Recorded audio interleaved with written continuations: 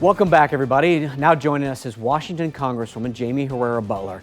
The Republican has represented Washington's 3rd District, Southwest Washington, on Capitol Hill since 2011.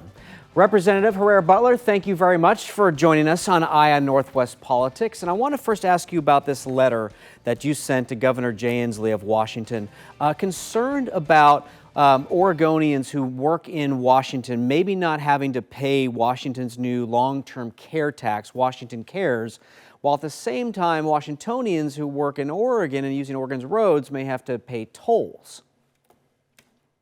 Well, honestly, let's make this clear. So about 2017, the Oregon legislature put into place a tolling plan really aimed at Southwest Washington residents. It would toll I-5 and 205 at the state line. And that money wouldn't necessarily go to benefit the bridges. It would go elsewhere in the state. There are projects elsewhere in Oregon where that money would be used. And I think it's grossly unfair. I mean, it was very obviously targeting Southwest Washington residents.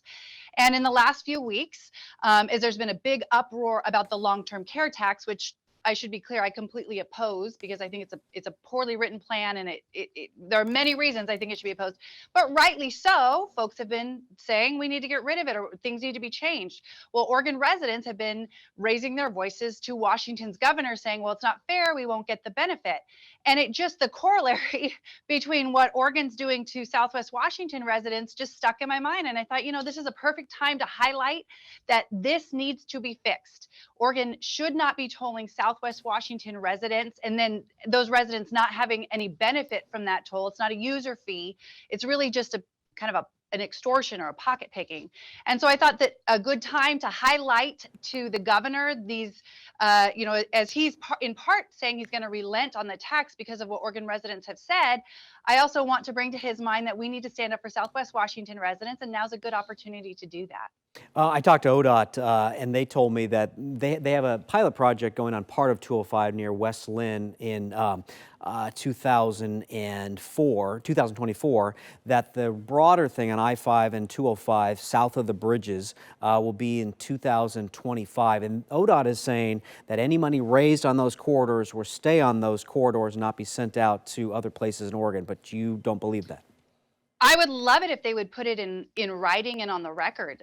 What they have showed publicly is that there's a bridge or a project in Abernathy that they're going to put this money on. There's a couple other bridges well south of, or projects well south of 205 down towards, I believe, Clackamas that they're going to put money into. So if they're going to say, if you're going to we're going to toll you at the state line and we're going to put that money into the 205 bridge or the I-5 bridge, I think at least they could make the case to commuters that there's a benefit, but right now they won't put that on the record. In fact, they've put the opposite in the record.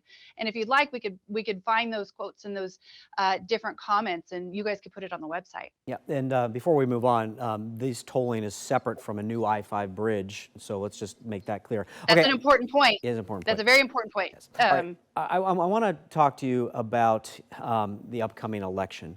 The last two elections, you faced very stiff competition from Carolyn Long, a Democrat. Now your stiffest competition appears to be within your own party. Joseph Kent, endorsed by Donald Trump. You've got $1.7 million. He's got $1 million. How do you prevent this attempt to knock you out in the primary? Well, I think doing my job and doing it well is one of the ways that I've won my elections in the past. And I think that's going to be the same recipe I use in the future, which is why I think it is important to note the point you just made, that the bridge tolls that Oregon is putting on at Southwest, on those commuters, won't be used for a new I-5 bridge replacement. They've committed that money to elsewhere in the state. And they've also called it congestion pricing. So if you are unlucky enough to not get to set your hours, your boss says be to work at 9 o'clock or 8 o'clock, you're going to have to pay more, according to the Oregon legislature. And so fighting against those unfair, essentially that extortion, those are the types of things I've done for folks in this region. We've talked about fighting to protect our wild salmon runs and lethally remove some of these egregious sea lions. Those things have been the recipe that I've used to demonstrate that I'm a worthy investment for folks in this region.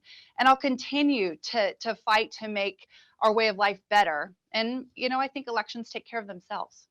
You are a hero to many and a villain to many. Of course, you're one of 10 Republicans to vote for impeaching Donald Trump after the January 6th U.S. Capitol attack. You famously talked about what McCarthy said about his conversation with President Trump. Earlier in the show, we had Newt Beutler on, who was the last Republican to run for governor of Oregon, and he's basically saying he doesn't recognize the Republican Party that he once knew. What do you see? Oh, I would say the Republican Party, its heart and its soul is still alive and well. That doesn't mean that there aren't people within it who are, I don't think, have read the Constitution, who don't understand what it means to be a conservative, who are against free markets. Some of those very characteristics mark some of my opponents.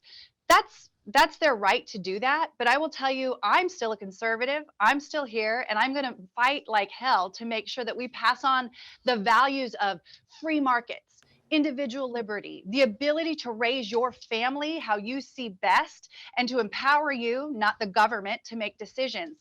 And I think a majority of Americans, not just Republicans, Americans agree with me on those principles.